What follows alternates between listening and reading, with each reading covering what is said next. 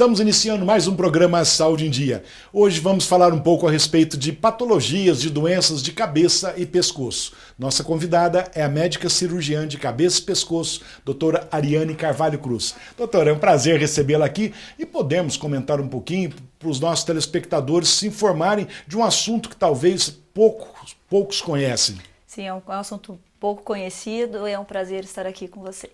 O prazer é nosso. Fala um pouquinho da sua formação, doutora. Você é médica, né? E você fez a especialização sua em cirurgia de cabeça e pescoço, correto? Correto. A cirurgia de cabeça e pescoço é uma subespecialização. Como pré-requisito, a cirurgia geral entra antes dessa formação em cirurgia de cabeça e pescoço. Então, são 4 anos voltados à atuação cirúrgica, né? Toda a minha formação, tanto em cirurgia geral quanto em cirurgia de cabeça e pescoço, foi realizada em São Paulo, no Hospital Heliópolis, que é um centro de referência já formador da especialidade há alguns anos. Ariane, então, já que nós vamos falar a respeito de cirurgia de cabeça e pescoço, no que consiste essa especialidade? Onde você atua? O que você faz? É um termo genérico que a gente usa com relação à cirurgia de cabeça e pescoço.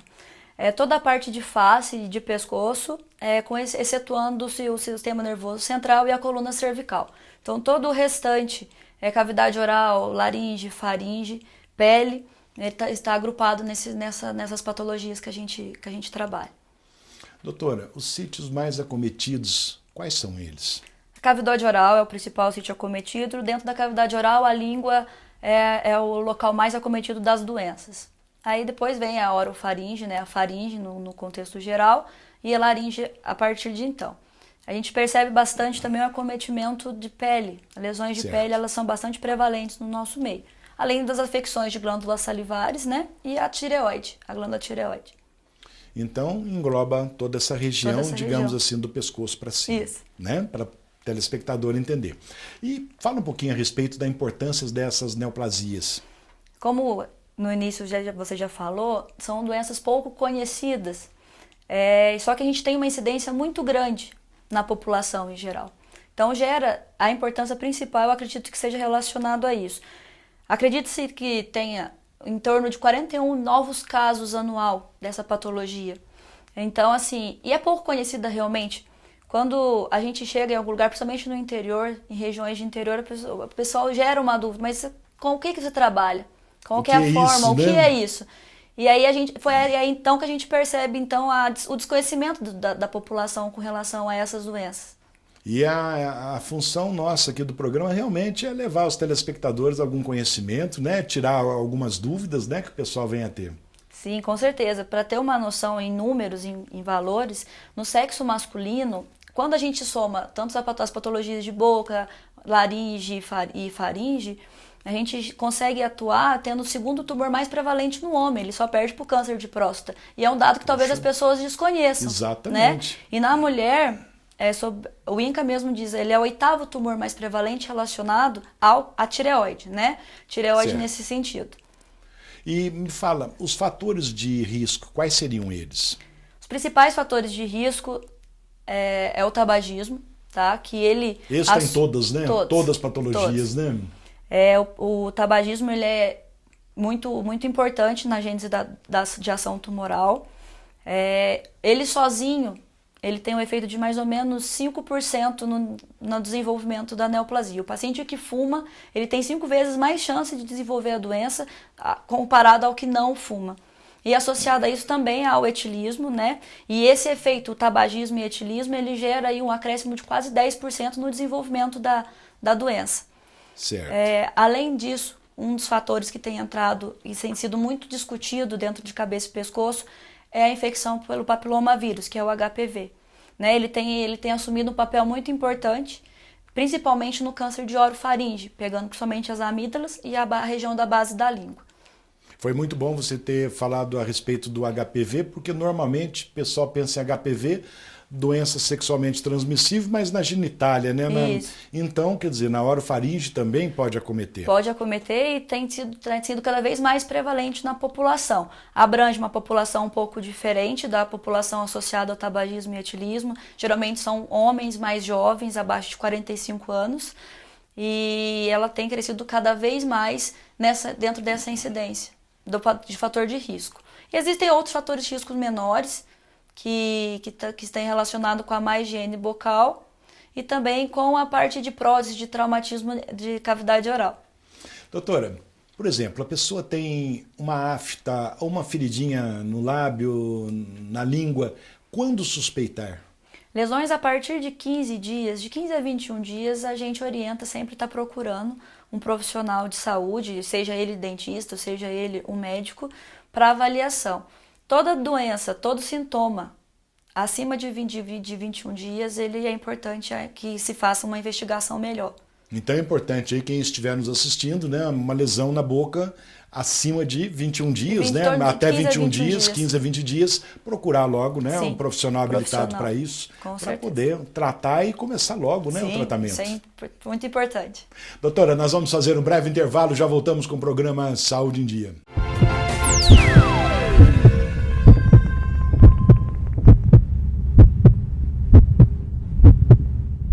Voltamos com o programa Saúde em Dia e hoje com a nossa convidada, a médica cirurgiã, doutora Ariane. Ariane, vamos falar um pouquinho então a respeito do diagnóstico precoce dessas patologias, né, que estávamos conversando. É o principal intuito da campanha, que acredito que a gente vai falar daqui a pouquinho sobre a prevenção e o diagnóstico precoce.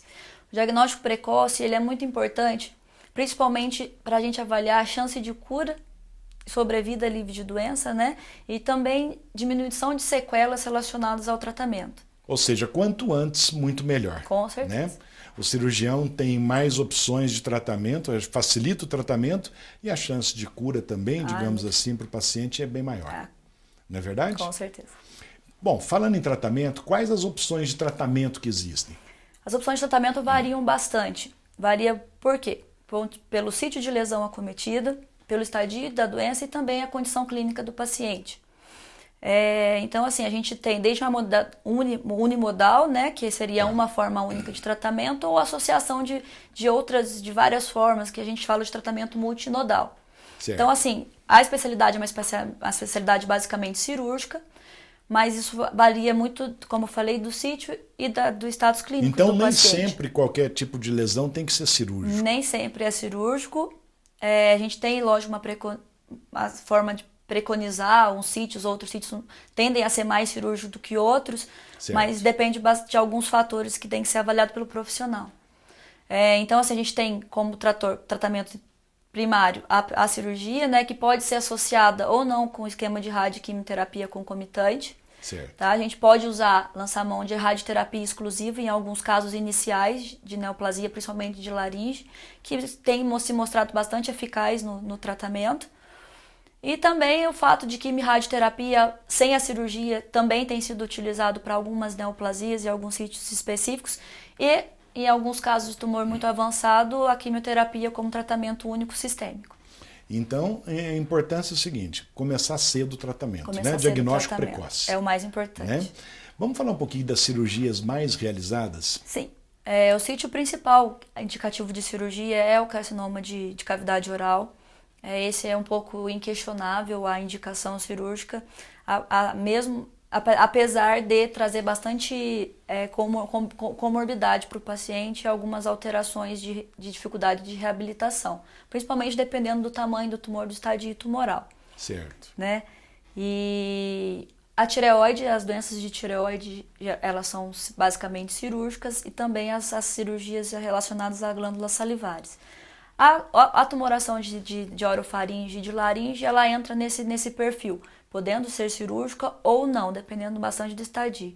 Então, assim, como eu falei anteriormente, a maioria das patologias elas são cirúrgicas, estando não associadas. Então, o tumor de pele geralmente é um tumor que tem que ser realizada a cirurgia, pode até ter uma concomitância posterior, mas assim, essas patologias, independente do sítio, elas são basicamente todas cirúrgicas. Doutora, e como deve ser o cuidado com esses pacientes? A gente costuma brincar que a gente sozinho não faz nada dentro de cabeça e pescoço. É um tratamento multinodal, é multiprofissional, desde o início do diagnóstico. Talvez até por ser na face, né, por ser no pescoço e gerar algumas sequelas ou gerar algumas limitações funcionais, até mesmo de reabilitação desses pacientes. É importante a avaliação de um psiquiatra, é importante a avaliação do psicólogo, de uma fonoaudióloga, Dá para a parte médica também, não só o cirurgião, mas também o radioterapeuta, também o oncologista. Ou seja, é toda uma equipe envolvida no tratamento, né, de um paciente. E do diagnóstico, né, desde o diagnóstico. É muito importante essa união, é uma soma, né, de cuidado. Inclusive, muitas pessoas às vezes ficam preocupadas, por exemplo, você citou a cirurgia de tireoide. Às vezes a pessoa tem receio de fazer a cirurgia de tireoide, quer dizer, tem que fazer e perder a voz, ou então ficar com a voz fraquinha. Sim, isso pode acontecer? Pode acontecer. Existe a perda de voz que é temporária, a perda de voz permanente, que a gente classifica como perda de voz acima de 6 meses, alteração da voz. É muito raro chegar a um ponto que a gente tenha que realmente interferir de uma forma que tenha perda da voz. Geralmente tem uma alteração da qualidade vocal, principalmente por conta realmente de um nervinho que passa ali, que é responsável pela mobilidade das pregas, tanto na função de fonação quanto de respiração. Então esse nervinho aí, ele está diretamente relacionado à glândula. Então, assim, a técnica cirúrgica é muito importante que a gente avalie a condição desse nervo. Porque muitas vezes, pelo tamanho, né, quer dizer, é mínimo, Sim. Então muitas vezes pode passar despercebido e às vezes acaba, né, a pessoa perdendo a voz. Né? Ah, com certeza. Tem bastante alteração e é previsto até, a gente até conversa com o paciente, olha, é esperado que realmente aconteça uma alteração de voz que tende a voltar com tratamento de fonoterapia, isso tende a se normalizar, mas existe sim o risco de perda total da voz, né? Mais pela parte de fonação. A gente nem preocupa tanto com a voz, é mais a parte respiratória. Em últimos casos é necessário a traqueostomia. A traqueostomia, né? A traqueostomia em câncer de laringe se usa em todos eles ou não? Não, depende muito do estadio e do tratamento que é utilizado. Ele pode ser provisório ou pode ser permanente, né? No caso dos pacientes laringectomizados, a via ela já tem o traqueostoma próximo à traqueia, já é colocada na própria pele, né? Então, assim, não tem jeito. E a traqueostomia em algumas laringectomias parciais ou em algumas condições de edema por radioterapia, por exemplo, o paciente pode ter necessidade da traqueostomia, que pode ou não ser retirada, né? Doutora, uma dúvida também que muita gente às vezes acaba perguntando, por exemplo, a retirada da tireoide, uma cirurgia da tireoide, esse paciente tem que fazer uso do iodo radioativo sempre ou não?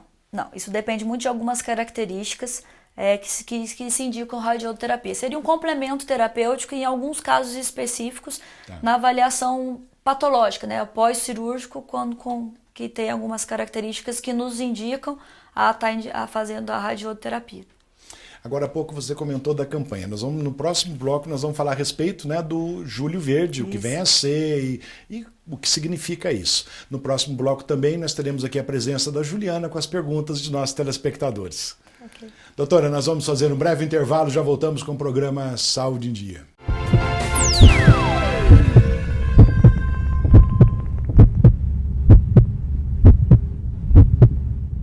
Voltamos com o programa Saúde em Dia. E hoje falando um pouco a respeito de cirurgia de cabeça e pescoço. Nossa convidada, a doutora Ariane, que é cirurgiã nessa área de cabeça e pescoço. E também neste bloco a presença da Juliana com as perguntas de nossos telespectadores. Tudo bem com você, Juliana? Tudo bem, doutor, graças a Deus. Estou aqui novamente com as perguntas dos nossos telespectadores, que, aliás, tem muitas dúvidas, viu, doutor, para você estar esclarecendo aí, tanto para nós quanto para quem está assistindo. É o nosso objetivo, né, esclarecer as dúvidas. Com certeza. Gostaria de convidar todos vocês que estão assistindo o nosso programa que enviem suas dúvidas, sugestões de perguntas através do e-mail drluciano@programasaudeendia.com.br. Pode enviar também através do WhatsApp do Dr. Luciano no telefone 35 991422421.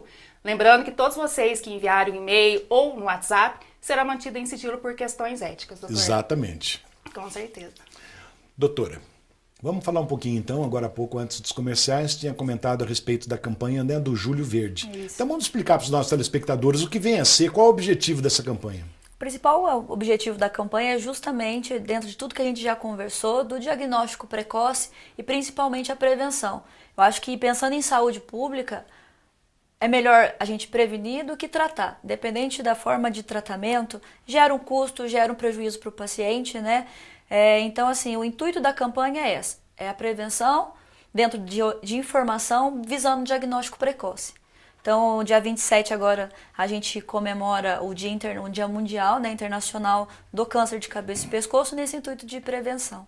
Doutora Eliane, existe algum tipo de prevenção para esses cânceres, né, de cabeça e pescoço? A prevenção é retirar o fator de risco.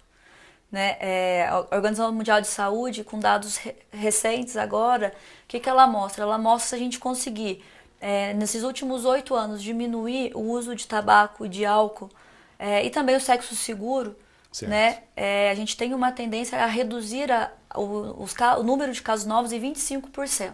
Que já é uma estatística, uma porcentagem muito boa, né, Juliana? Com certeza, uma estatística muito grande. Doutora, eu sei que a Juliana já está com as perguntas dos nossos telespectadores aqui, você pode respondê-las, por gentileza? Vamos lá. Doutora, é verdade que sexo oral pode causar câncer na boca? Pode causar.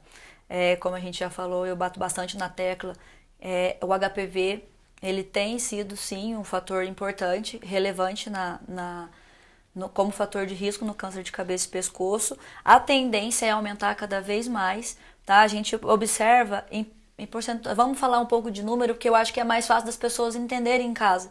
Nos Estados Unidos, 70% dos tumores de orofaringe eles estão relacionados ao HPV. Aqui no Brasil, por ser um país já ainda subdesenvolvido e que tem bastante uso ainda de álcool, né, do tabaco e álcool associado na população, esse número é em torno de 30%. Então, a expectativa e a tendência é esse valor aumentar. Então, assim, pode sim causar o câncer de cabeça e pescoço, principalmente câncer de orofaringe, e por isso a gente também tem que falar com relação ao sexo de proteção segura. Exatamente. Né? Isso é muito importante. Que é importantíssimo, né, doutora? Para tudo, né? Para tudo. Inclusive, hoje a gente observa que a maioria dos jovens, né, digamos assim, dos adolescentes, estão fazendo uso de álcool e cigarro, né, do tabaco, muito cedo, muito novos. E isso acho que quanto mais cedo, pior também. Ah, sim. A carga tabágica ou a quantidade de álcool consumida, ela é proporcional à chance de desenvolvimento da doença. É dose dependente. Vamos lá, Juliana. O câncer de cabeça e pescoço acontece mais em homem ou mulher, doutora? É mais prevalente no homem, acho que é justamente pelos hábitos, né? O homem, ele tende a fumar mais, tende a beber mais, apesar de que as mulheres hoje em dia já tá meio misturado tá isso, muito né? misturado, né? Doutora Eliane, o câncer de tireoide é grave? Não. A gente costuma brincar que dentro da cirurgia de cabeça e pescoço, o câncer de tireoide é o câncer mais indolente, né? Lógico que a gente não pode menosprezar a patologia, não pode menosprezar a doença, mas é uma doença com um prognóstico bastante bom em cura, né, em sobrevida livre de doença, quando comparado aos outros tumores. E a rouquidão, doutora, pode ser um sinal de câncer de laringe? Pode. A rouquidão está bastante relacionada, principalmente à glote, né, que é uma região intermediária da laringe. A laringe ela é subdividida em 3 níveis, então a glote ela é responsável pela mobilidade de prega, de voz e respiração, né? É um sinal precoce de acometimento dessa região e está bastante relacionado. Então, rouquidão, a partir de 15 a 20 dias de sintomas, é importante sempre passar por um profissional para avaliar isso aí, que pode sim ser um indício importante, principalmente se estiver associado a fatores de risco. Inclusive as pessoas têm hábito, né? Ah, não, isso aqui é coisa toda, isso aqui vai passar, e vai deixando, não procura um profissional. Toma um xaropinho, outro achando que é alérgico, né? E aí que a gente está bastante batendo na tecla, prevenção. Cuidado, diagnóstico precoce. É melhor para tudo, em questão de saúde, né? Saúde pública, questão de como é que eu vou falar assim? De uma melhor qualidade de vida, até mesmo em questão de voz, né? Você consegue cuidar melhor da voz com diagnóstico precoce.